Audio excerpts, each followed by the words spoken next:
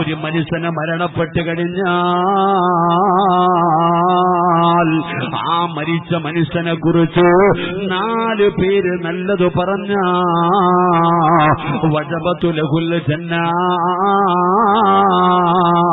ആ മനുഷ്യന് സ്വർഗമുണ്ടെന്ന് നബി മുഹമ്മദ് മുസ്തഫ സല്ലല്ലാഹു അലൈഹി വസല്ലമ തങ്ങൾ പറയുകയാ. നമ്മൾ മരണപ്പെട്ടതിന് ശേഷം 4000 പേരല്ല, 400 പേരല്ല സഹോദര, 4 പേര് 4 പേര് പറയുകയാണ്, പടച്ചവനെ ഇവൻ നല്ലവനാണ്. അല്ലാഹു അസ്സലാമു അലൈക്കും. പിന്നെ എല്ലാവരും രാത്തലോ ഞങ്ങൾ ഈ വീഡിയോ ആക്കുന്നത് നല്ല നല്ല പിശാന വാളേണ്ടത് എല്ലാവരും ഈ വീഡിയോത്തിനെ പൂർത്തി നോക്കണം. പിന്നെ ബില്ലൊക്കെ റെഡ് ബില്ലൊക്കെ ഉണ്ട്. പിന്നെ എല്ലാവരും ഒരു മനുഷ്യനെ മരണപ്പെട്ട് കഴിഞ്ഞാൽ ആ മരിച്ച മനുഷ്യനെ കുറിച്ച് 4 പേര് നല്ലത് പറഞ്ഞ വജബതു ലഹുൽ ജന്ന, ആ മനുഷ്യന് സ്വർഗമുണ്ടെന്ന് നബി മുഹമ്മദ് മുസ്തഫ സല്ലല്ലാഹു അലൈഹി വസല്ലമ തങ്ങൾ പറയുകയാ.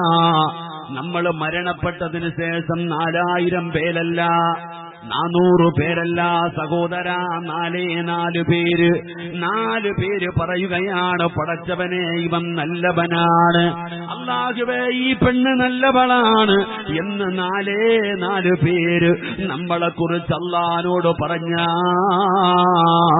അവന് സ്വർഗം നിർബന്ധമാണെന്ന് നബി മുഹമ്മദ് മുസ്തഫ സല്ലല്ലാഹു അലൈഹി വസല്ലമ തങ്ങൾ പറയുമ്പോ, ഈ പെയ്യുന്ന മഴയ്ക്കകത്ത് ഒരുമിച്ച് കൂടി എന്റെ പ്രിയപ്പെട്ട സഹോദരങ്ങളോട്, എന്റെ ചെറുപ്പക്കാരോട്, എന്റെ ഉമ്മ പെങ്ങളോട്, പെങ്ങളെ പറ പൊന്നുമോള്, നീ മരിച്ചു കഴിഞ്ഞ 4 പേര് പറയുമോ നീ നല്ലവളാണെന്ന്? അല്ലാഹുവോട് പറയണം, പടച്ചവനെ ഇവളെ നല്ലവളാ, ഇവളെ നല്ലവളാ, ഈ ഉമ്മ നല്ല ഉമ്മയാണ്, ഈ ഉപ്പ നല്ല ഉപ്പയാണ് എന്ന് 4 പേര് അല്ലാഹുവിനോട് സാക്ഷി പറഞ്ഞ നിനക്ക് സ്വർഗമുണ്ടെന്ന് നബി മുഹമ്മദ് മുസ്തഫ സല്ലല്ലാഹു അലൈഹി വസല്ലം. ഒരാളും മരിച്ചു, ഞാൻ മരിച്ചതിന് ശേഷം ഇപ്പൊ നിങ്ങൾ എല്ലാരും ഞാൻ നല്ലവനാണെന്ന് പറയുന്നു. എന്റെ സ്വഭാവം എന്താണെന്ന് എനിക്ക് അറിയൂ. അല്ലാഹു എന്നെ ഒന്ന് നന്നാക്കി തരുമാറാകട്ടെ. ആമീൻ പറ കാക്കാമാരെ. അല്ലാഹു നമ്മളെയൊക്കെ നന്നാക്കി തരുമാറാകട്ടെ. ഇവിടെ ഒരാൾ മരിച്ചതിന് ശേഷം 4 പേര് പറഞ്ഞാൽ മതി നീ നല്ലവനാണെന്ന്. 4 പേര് നീ നല്ലവനാണെന്ന് പറഞ്ഞാൽ നിനക്ക് സ്വർഗം നിർബന്ധമാ. അല്ലാഹു നമുക്ക് ഈമാൻ തരുമാറാകട്ടെ. അല്ലാഹു ഈമാൻ തരുമാറാകട്ടെ. നമ്മൾ മരിച്ച 4 പേര് നല്ലത് പറയോ? നിങ്ങൾ എന്തെങ്കിലും മിണ്ടാതിരിക്കണം, പറയോ? നിങ്ങൾ ഓരോരുത്തരും ചിന്തിച്ചു നോക്ക്. നിങ്ങൾ മരിച്ചു കഴിഞ്ഞാൽ നിന്നെക്കുറിച്ച് 4 പേര് നല്ലത് പറയുമോ എന്ന് ചിന്തിച്ചു വയ്ക്കുക. നമ്മൾ പറയൂന്ന്. അത് എന്തുകൊണ്ടാണ് നമ്മൾ പറയുന്നത്? അതാരെങ്കിലും 4 പേര് പറഞ്ഞാൽ പോരെ. അത് എന്തുകൊണ്ടാണ് നമ്മളിങ്ങനെ ഉറപ്പിച്ചു പറയുന്നത്? ഏതെങ്കിലും 4 പേര് നമ്മൾ നല്ലവനാണെന്ന് പറഞ്ഞാൽ സ്വർഗത്തിൽ പോ. അങ്ങനെ പറഞ്ഞ പിന്നെ എല്ലാരും പോവില്ലേ? എടാ, ഏതെങ്കിലും 4 പേര് പറഞ്ഞിട്ട് കാര്യമില്ല. റോഡെ കഞ്ചാവ് അടിച്ച് കിടക്കുന്നവൻ പറഞ്ഞു നീ നല്ലവനാ, നീ മഹാനാന്ന് പറഞ്ഞ മഹാനാവോ? അള്ളാഹുവിനെ മറന്നുകൊണ്ട് റീൽസും എടുത്തുകൊണ്ട് പർദ്ദയിട്ടുകൊണ്ട് അള്ളാന്റെ ദീനിനെ നേരെ നാണം കെടുത്തുന്ന ഒരു പെണ്ണ് പറയാ ഓള് നല്ലവളാ, രക്ഷപ്പെടുവോ? അങ്ങനെയില്ല. സാക്ഷി പറയേണ്ട ആൾക്ക് യോഗ്യതയുണ്ടാകണം. എല്ലാവർക്കും ഒന്ന് സാക്ഷി പറയാൻ പറ്റൂല. എല്ലാവർക്കും ഒന്ന് സാക്ഷി പറയാൻ പറ്റൂല.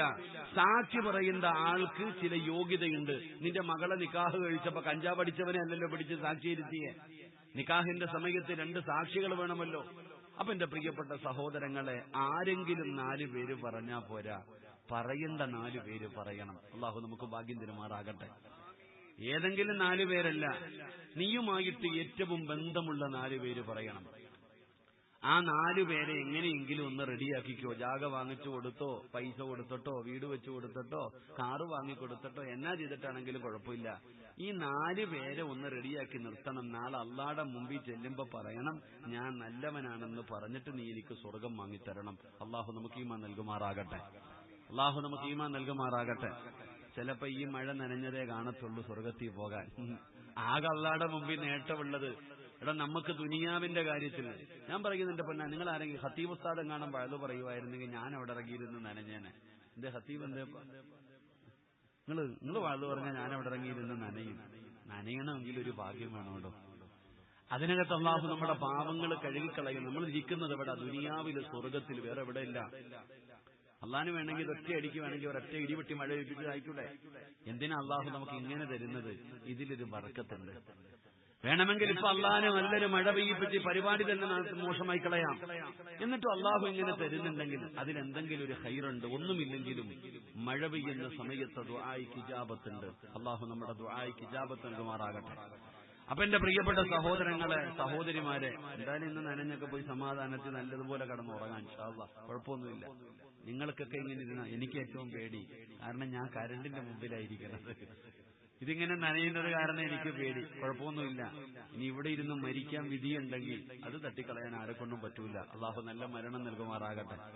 കാരണം നിങ്ങളൊക്കെ പറയുമല്ലോ, സിറാജ് പ്രസംഗിച്ചുകൊണ്ടിരുന്നപ്പോഴാണ് മരിച്ച, നല്ല മരണം കിട്ടിയെന്ന്. അപ്പോഴും ഞാൻ 40 പേര് നല്ലത് പറഞ്ഞാൽ അപ്പോഴും രക്ഷപ്പെടും. അള്ളാഹു നമുക്കൊക്കെ നല്ല മരണം തരുമാറാകട്ടെ. എന്റെ പ്രിയപ്പെട്ടവരെ, ഒന്നാമത് നമ്മളെ കുറിച്ച് നല്ലത് പറയേണ്ട ആളാരാ? ഒന്നാമത് നമ്മൾ നല്ലവനാണെന്ന് പറയേണ്ട ഒന്നാമത്തെ ആള് മഹാനായ നബിയുനാ റസൂലുള്ളാഹി സ്വല്ലല്ലാഹു അലൈഹി വസല്ലം.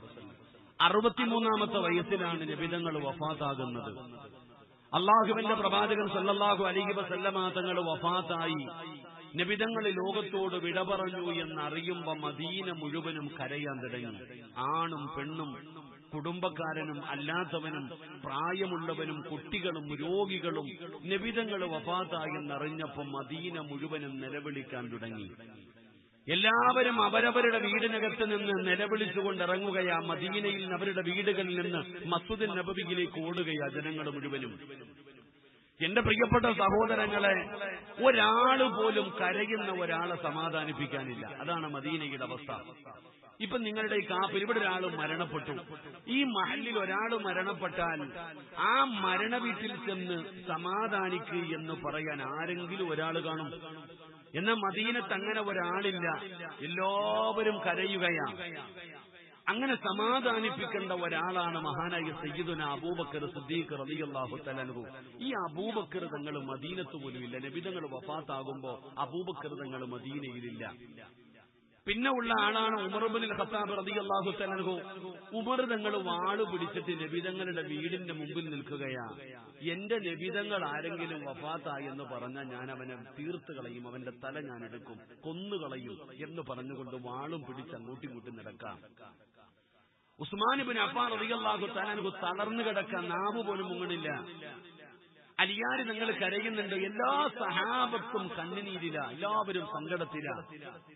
എന്റെ പ്രിയപ്പെട്ട സഹോദരങ്ങളെ, തിങ്കളാഴ്ചയാണ് നബിതങ്ങൾ വഫാത്തായത്. ആ നബിതങ്ങളുടെ ജനാസ 3 ദിവസം, തിങ്കൾ, ചൊവ്വ, ബുധൻ, 3 ദിവസം നബിതങ്ങളുടെ ജനാസ എവിടെ വെച്ചു? എന്തുകൊണ്ട്? നേതാവില്ലാത്തതുകൊണ്ട്. എന്ത് ചെയ്യണമെന്ന് പറഞ്ഞുകൊടുക്കാൻ ഒരു നേതൃത്വമില്ല. ആരാണ് മയ്യത്ത് കുളിപ്പിക്കേണ്ടത്? എവിടെയാണ് കബറടക്കേണ്ടത്? ആരാണ് കബർ കുഴിക്കേണ്ടത്? ആരാണ് മയ്യത്ത് പൊതിയേണ്ടത്? നിസ്കരിക്കുകയും ജമാഅത്തായി നിസ്കരിക്കണോ വേണ്ടയോ ഒരു തീരുമാനമെടുക്കാൻ ഒരു നേതാവില്ലാത്തത് കാരണം നബിതങ്ങളുടെ ജനാസ അവിടെ വെച്ചിരിക്കുകയാണ്. അവസാനം സയ്യിദുനാ അബൂബക്കർ സിദ്ദീഖ് റളിയല്ലാഹു തആല അൻഹു കടന്നു വന്നു. അദ്ദേഹത്തിന്റെ പ്രത്യേകത എന്ന് പറയുന്നത് വലിയ ധൈര്യമൊന്നുമില്ലാത്ത സഹാബിയാണ് അബൂബക്കർ സിദ്ദീഖ് റളിയല്ലാഹു തആല അൻഹു. എന്നാൽ അല്ലാഹു സുബ്ഹാനഹു വ തആല അന്ന് ഈമാനികമായിട്ടൊരു ധൈര്യം കൊടുത്തു. അബൂബക്കർ സിദ്ദീഖ് റളിയല്ലാഹു തആല നബിതങ്ങളുടെ വീട്ടിലേക്ക് കടന്നു വന്നു. നബിതങ്ങളുടെ ജനാസ കണ്ടു. എന്റെ പ്രിയപ്പെട്ടവരെ, അവസാനം നബിയുടെ വഫാത്ത് അവിടെന്ന് പ്രഖ്യാപിച്ചു. നബിതങ്ങൾ ലോകത്തോട് വിട പറഞ്ഞു എന്ന് സ്വഹാബത്തിനോട് മുഴുവനും പറഞ്ഞുകൊടുത്തു. അങ്ങനെ ഇസ്ലാമിനൊരു പുതിയ ഭരണാധികാരി കടന്നു വന്നു. ഇസ്ലാമിനൊരു നേതാവ് കടന്നു വന്നു ആദ്യമായി. എന്റെ പ്രിയപ്പെട്ടവരെ, അങ്ങനെ വലിയ വലിയ സഹാബത്ത് ഒരുമിച്ചുകൂടി. അബൂബക്കർ സിദ്ദീഖ് റളിയല്ലാഹു തആല പറഞ്ഞു, എവിടെയാണോ ഒരു പ്രവാചകൻ മരിക്കുന്നത് അവിടെയാണ് ഖബറടക്കേണ്ടത്. അങ്ങനെ എല്ലാ കാര്യങ്ങളും പറഞ്ഞുകൊടുത്തു. എല്ലാവരും മയ്യത്ത് കുളിപ്പിച്ചു, കഫം പൊതിഞ്ഞു. എല്ലാവരും ഒറ്റയ്ക്ക് വേണം നിസ്കരിക്കാൻ, ഇമാമത്ത് നിൽക്കാൻ. ജമാഅത്ത് നിസ്കാരമില്ല, പ്രവാചകന്റെ ജനാസയാ. അങ്ങനെ എന്റെ പ്രിയപ്പെട്ട സഹോദരങ്ങളെ, ബുധനാഴ്ച വൈകുന്നേരത്തോടുകൂടി നബിതങ്ങളുടെ ജനാസ ഖബറടക്കി. എന്റെ പ്രിയപ്പെട്ടവരെ, മഹാനായ സയ്യിദുനാ അബൂബക്കർ സിദ്ദീഖ് റളിയല്ലാഹു തആല അൻഹു ഇസ്ലാമിന്റെ ഖലീഫയായി അവിടെ അധികാരം ഏറ്റെടുത്തു. ഇസ്ലാമിക ഭരണം നടത്താൻ തുടങ്ങി. എന്റെ പ്രിയപ്പെട്ടവരെ, 2 കൊല്ലവും 3 മാസവും അബൂബക്കർ സിദ്ദീഖ് തങ്ങൾ ഇസ്ലാമിന്റെ ഖലീഫയായിരുന്നു. അങ്ങനെ ഭരണം നടത്തിക്കൊണ്ടിരിക്കുകയാണ്. ഒന്നാമത്തെ ഖലീഫയായി അബൂബക്കർ സിദ്ദീഖ് റളിയല്ലാഹു തആല അൻഹു അവിടുന്ന് ഖലീഫയായി ഭരണം നടത്തുകയാണ്. പടച്ചവനെ, ഒരു ദിവസം അലദാ അബൂബക്കർ സിദ്ദീഖ് തങ്ങൾ തന്റെ വീട്ടിലേക്ക് കടന്നു വരുമ്പോ അല്ലാഹുവേ, മനസ്സിൽ വല്ലാത്ത ഒരു പ്രയാസമാണ്, മനസ്സിൽ വല്ലാത്ത ഒരു ടെൻഷനാണ്. എന്താണ്